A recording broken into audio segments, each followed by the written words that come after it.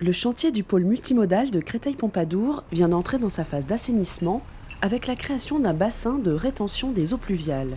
Une construction qui aura pour objectif de prévenir le risque d'inondation sur cette nouvelle zone d'échange. Dans le cas de la création du pôle intermodal choisi, il y a la création d'une zone nouvelle d'imperméabilisation de l'ordre de 1 hectare. Et il faudra évacuer les eaux pluviales qui vont ruisseler sur cette nouvelle imperméabilisation. Pour cela, on a un exutoire, un réseau départemental d'eau pluviale stricte qui se trouve sous la RD 86.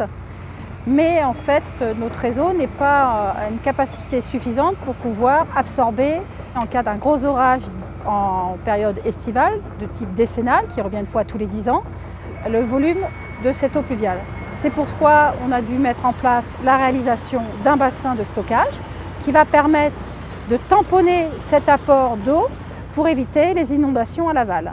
Le bassin aura pour fonction non seulement d'éviter la saturation du réseau actuel, mais également de dépolluer les eaux de ruissellement. Ce bassin aura une double vocation. Il a une vocation donc de gestion de lutte contre les inondations pour sécuriser le site en matière d'inondation par les eaux pluviales, et on va en profiter pour dépolluer les eaux, puisque ce sont des eaux qui vont être des eaux de voirie, qui vont se charger en pollution dissoute. Et donc on va mettre en place un décanteur particulaire à l'aval de ce bassin pour permettre une décantation avant rejet dans le milieu naturel qui est la Seine.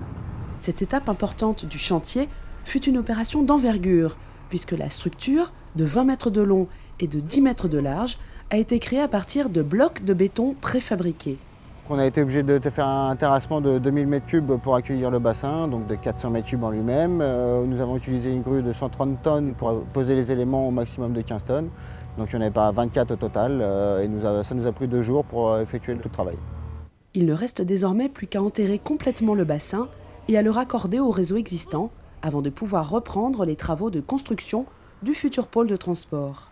Les différents acteurs interviennent à tour de rôle sur le secteur. C'est pour ça que c'était important de réaliser dès maintenant tout l'assainissement et notamment le bassin pour pouvoir libérer la zone et permettre à la SNCF d'intervenir et de commencer les travaux de la gare.